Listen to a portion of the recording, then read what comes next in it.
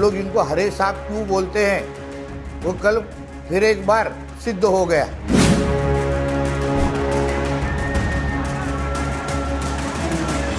जो गंगा जमुना तहजीब बोलने वाले, जो भाईचारा बोलने वाले, सर्वधर्म समभाव बोलने वाले, अभी वो बंदर गए कहाँ? जहाँ हिंदुओं ने ईद का कोई त्योहार पे किसी तरीके की तकलीफ दिखाई की है, ऐसा एक घटना कोई भी मेरे को बताए। पूरे देश भर में गणपति का जो महापर्व है वो शुरू होने वाला है। मुंबई और महाराष्ट्र में इस पर्व को लेकर बहुत ज़्यादा लोग जो है उत्साहित होते हैं। और कल मुंबई के मझगांव इलाके में एक दुर्भाग्यपूर्ण घटना घटी जब एक बड़े जो गणेश मंडल हैं अपने गणपति की जो गणेश जी की प्रतिमा है उसे लेकर अपने पंडाल की तरफ जा रहे थे, तो कुछ लोगों ने आपत्तिजनक चीज़ें जो हैं वो गणपति पंडाल पर और फिर जो लोग लेके मंदिर जा रहे थे उनके ऊपर फेंकने की कोशिश की है। सबसे पहले मैं आपको दिखाना चाहूँगा ये गणपति पंडाल है, बड़ा पंडाल है मझगांव का। अंदर जाके मैं आपको दिखाऊंगा कि किस तरीके से जो गणपति जी की जो प्रतिमा है उसको अंदर रखा गया था। कम से कम 22 से 24 फीट ये बड़ी गणेश जी की प्रतिमा है।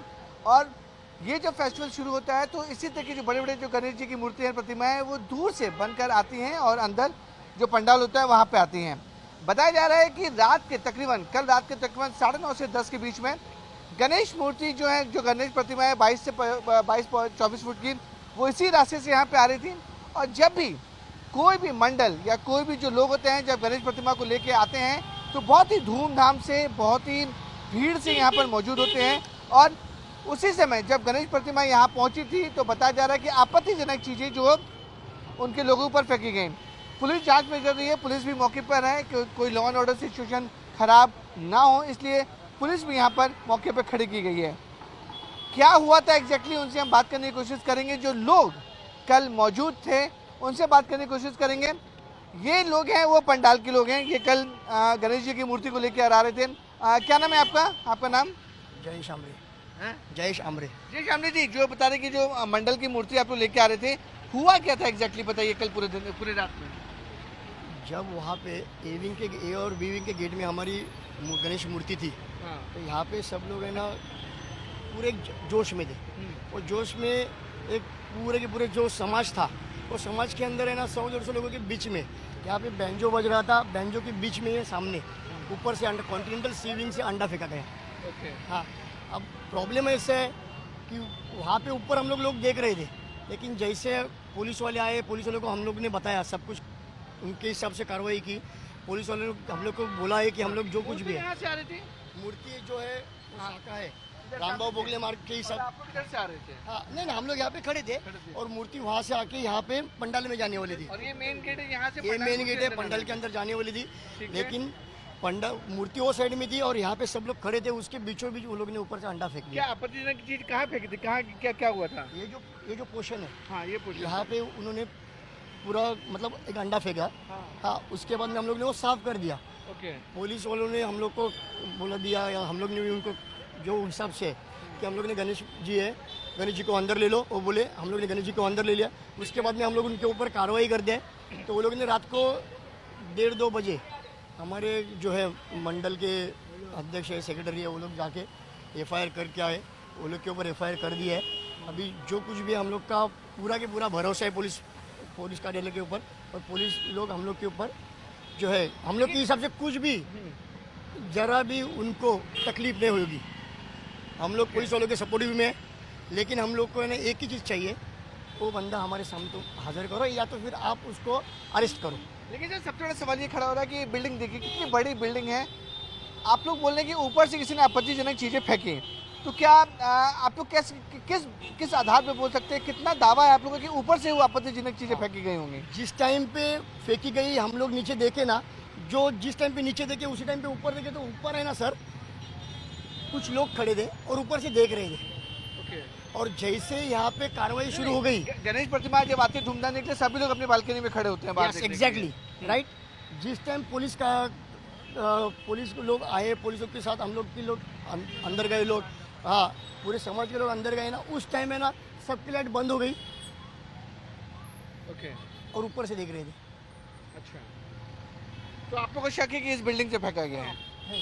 और हमारे पास कुछ वीडियोस भी है जो हम लोग ने पुलिस कार्यालय में भेज दिए। अब जो कुछ भी है वो लोग कार्रवाई करेंगे और उनके हिसाब से जो कुछ भी करें। हम लोग को कुछ ना इस चीज़, देखो ये चीज़ में है ना वो सेंसिटिव चीज़ है। हाँ, एक गलत सेंटेंस भी है ना पूरा गलत, Exactly. हाँ, गलत माहौल बना देगा।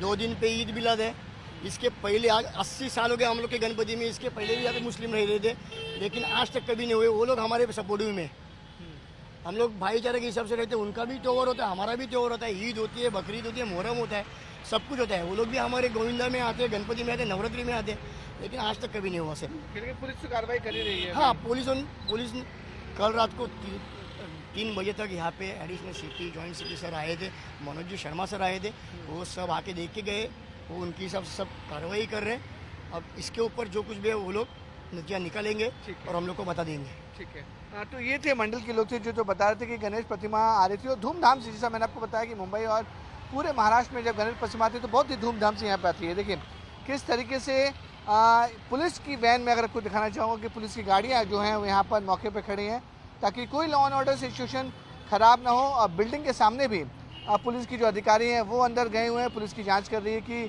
कौन लोग हैं। देखिए बिल्डिंग के अंदर पुलिस खड़ी है, मैं आपको दिखाना चाहूँगा कि किस तरीके से जो पुलिस के ऑफिसर्स हैं, पुलिस के लोग हैं, वो पूरी जांच कर रहे हैं कि आखिरकार हुआ क्या था, एग्जैक्टली क्या हुआ था। पुलिस की टीम जो है, जो अंदर लोग मौजूद है, उनसे पूछताछ की जा रही है, उनसे बातचीत हो रही है कि आखिरकार किसने ये हरकत की थी, उसकी भी जांच की जा रही है। पुलिस की गाड़ियाँ यहाँ पे मौजूद है, लॉ एंड ऑर्डर सिचुएशन खराब ना हो इसलिए कल रात से ही पुलिस के कई टीमें जो है यहाँ पर मौजूद थी। अभी भी पुलिस की कई टीमें यहाँ पे मौजूद हैं क्योंकि काफ़ी ज़्यादा ये वेस्ट वाला इलाका है, मझगांव इलाका है, यहाँ का मुंबई का भीड़ बहुत ज़्यादा होती है। और जब गणपति जी की मूर्ति को जब यहाँ पे लाया जाता है तो बहुत ही धूमधाम से लाया जाता है। उसी समय बताया जा रहा था कि कोई आपत्तिजनक चीज़ें हैं वो ऊपर से फेंकी गई या किसी ने डाली, उसकी जांच जो है अब मुंबई पुलिस कर रही है। फिलहाल पूरे इलाके में शांति बनी हुई है, लॉ एंड ऑर्डर सिचुएशन पूरी तरह से मेंटेन है, कहीं भी कोई भी ऐसी चीज़ें ना हो कि जिसके लिए लॉ एंड ऑर्डर ख़राब हो। इसलिए मुंबई पुलिस और महाराष्ट्र सरकार भी बोले कि अफवाहों पर ध्यान ना दें और पुलिस का दावा है कि पूरे सिचुएशन को कंट्रोल कर लिया गया है। देखिए माझगांव में जो हमें गणेश चतुर्थी के जो मिरवणूक निकल रही थी उसके ऊपर कोई जिहादी ने अपना असली रंग दिखाया। हम लोग इनको हरे साहब क्यों बोलते हैं वो कल फिर एक बार सिद्ध हो गया। जो गंगा जमुना तहजीब बोलने वाले, जो भाईचारा बोलने वाले, सर्वधर्म समभाव बोलने वाले, अभी वो बंदर गए कहाँ, कौन से झाड़ पे बैठे हैं, उन्होंने बताना चाहिए। फिर जो नियम ईद के वक्त लगता है, जो शांति तरीके से ईद के सभी त्योहार मनाए जाते हैं, फिर इस हिंदू राष्ट्र में हिंदुओं को अपने त्योहार मनाने का अधिकार नहीं है। ऐसी एक घटना जहां हिंदुओं ने ईद का कोई त्योहार पे किसी तरीके की तकलीफ दिखाई की है, ऐसा एक घटना कोई भी मेरे को बताए। किधर पत्थर मारा है, किधर अंडे मारे हैं। तो अगर आपके त्योहारों के वक्त कोई हिंदू गंदी नजर से देखता नहीं है तो हम हमारे गणेश उत्सव, हमारे यहाँ हनुमान जयंती, राम जयंती, रामनवमी की जयंती कभी मना नहीं सकते? तभी ये सब घटनाएं क्यों होती है? फिर इस जिहादियों को पुलिस तो पुलिस का काम कर रही है, कल तुरंत केस भी दाखिल हो गई।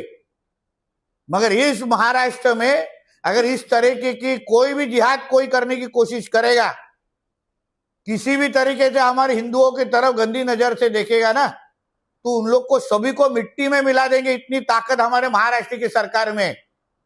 उनका पाकिस्तान में बैठे हुआ अब्बा भी उनको पहचान नहीं पाएगा।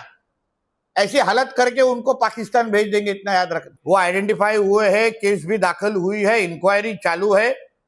मगर ये आखिर में मानसिकता का विषय है, ये माइंडसेट है, जिहादी माइंडसेट जिसको हम लोग बोलते हैं। ये कोई व्यक्ति नहीं है, मगर जिनको अगर जिहाद हमारे देश में बैठ के करना है, ये हिम्मत कोई भी हिंदू पाकिस्तान में कर सकेगा क्या? इस तरीके का कोई भी ईद का या मुहर्रम का कुछ भी अगर त्योहार मनाया जाता है उधर, तो कोई भी हिंदू ने अगर पत्थर मारा तो उसको ये लोग जिंदा तो रखेंगे क्या? देखिए क्या हो रहा है बांग्लादेश में, कल ही 4 हिंदुओं को मार दिया गया है उधर।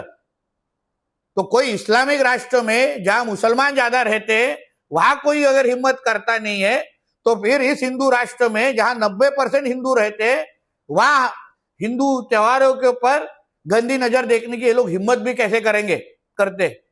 इसलिए इस राज्य में हमारे देवेंद्र फडणवीस जी की सरकार है, हिंदुत्व की सोच की सरकार है। इन सभी को ऐसा सबक सिखाएंगे कि पाकिस्तान में बैठा हुआ अब्बा भी उनको पहचान नहीं पाए। देखिए गजवाए हिंद के अंतर्गत इनको इस देश को इस्लाम राष्ट्र 2047 तक बनाना है, और इसलिए जहां जहां हिंदुओं के त्योहार है, जहां जहां ज्यादा हिंदू रहते हैं, जहां जहां हिंदू अपना त्योहार मनाते, वहां इस तरीके की हरकतें करने के लिए ही इनको जिहाद करने को बोला जाता है। फिर कभी लव जिहाद करेंगे, लैंड जिहाद करेंगे, हलाल जिहाद करेंगे, और ये अभी नए तरीका जिहाद आया है। तो इसलिए इन जिहादियों को, इस राष्ट्र को ही इस्लाम राष्ट्र बनाना है, और इसलिए ये सारी कोशिशें करते। पर इन भूल गए शायद कि देश में और राज्य में हिंदुत्व की सोच की सरकार है, इनका ये क्या अब्बा का पाकिस्तान नहीं है। देखिए हम सभी एक दूसरे के टच में, हमारे सारे हिंदुत्ववादी कार्यकर्ता वहां टच में। आखिर में लॉ एंड ऑर्डर का विषय है, इसलिए हम सभी को शांत रखने का हम लोग ने आह्वान भी किया है, मगर सहन भी कितना करेंगे। हम लोग कभी ईद के वक्त, अभी ये हफ्ते में ईद है, हम लोग अभी कोई भी हिंदू इस तरीके से हरकत कभी करता नहीं। यही तो फर्क है ना भगवत गीता और कुरान में, यही फर्क है, यही हम लोग बार बार कहते हैं। कभी कभी भगवत गीता और कुरान के सब सामने सामने रख के कभी तो पढ़ना चाहिए, तब समझ में आएगा कुरान पढ़ने वालों में क्या होता है और भगवत गीता पढ़ने वालों की जिंदगी कैसी होती, तब समझ में आएंगे कि ये लोग अंडे क्यों उठाते।